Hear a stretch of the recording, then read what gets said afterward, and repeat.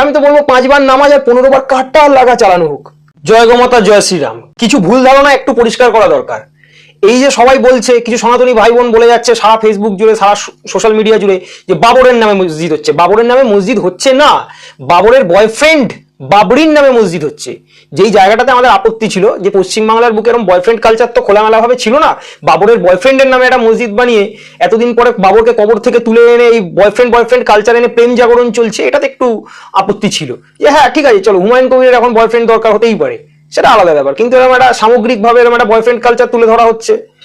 তো এর আগে ও বক্তব্য তো শুনতাম না, গতকালকে শুনছিলাম এই যে আজকে দলটা ঘোষণা করবে তার আগে ও ঠিক কি বলছে, বলছে আমাদের 3 অক্ষরের দলের নাম থাকবে। কিন্তু ঘটনা হচ্ছে যে দলের নাম 3 অক্ষর ঠিক আছে, তোমাকে 4-5 অক্ষর ছাড়া কি করে ডাকি। যাই হোক, তো তারপর বলছে আমাদের চিহ্ন হবে কাটা গোলাপ। ওরা কাটাকাটি লাগালাগির বাইরে কিছু বোঝে না। কাটা লাগা এটা ওদের ইলেকশন ক্যাম্পেনিং এর গান হওয়া উচিত। বেশ, ইলেকশন ক্যাম্পেনিং এ তৃণমূলের কিছু গান থাকে আলাদা, বিজেপির কিছু গান থাকে আলাদা, ওদের গান হওয়া উচিত কাটা লাগা। কারণ ওরা এই দুটো জিনিসই ভালো বোঝে, তার বাইরে কিছু বুঝবে না।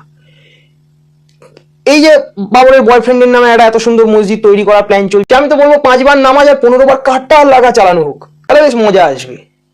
কারণ মানুষ বুঝুক, বয়ফ্রেন্ড কালচারটার মধ্যে মানুষ ঢুকুক, মাইকে কাটা লাগা শুনে চাচা যান একটু গা গরম করে নিক, তাহলে না মজা আসবে।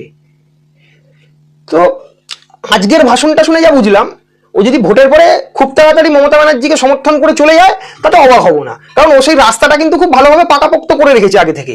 ও বক্তব্যগুলোটা বক্তব্য যদি ওর কেউ পুরো প্রথম থেকে শেষ অব্দি শোনে, পরিষ্কার বোঝা যাবে এটা একটা টিম বি, যেখানে যেখানে মমতা ব্যানার্জি সিট না পাওয়ার চান্স আছে সেখানে সেখানে মুসলিম ভোটটাকে একজোট করে হুমায়ুন সিট নিয়ে বেরিয়ে যাবে, ও সমর্থন করে দেবে ভোটের পরে, ব্যাস এটাই হলো ব্যাপার। এবার আমরা তো জয় শ্রীরাম বলি, আমরা উগ্র হিন্দুত্ববাদী, আমরা সন্ত্রাস করছি।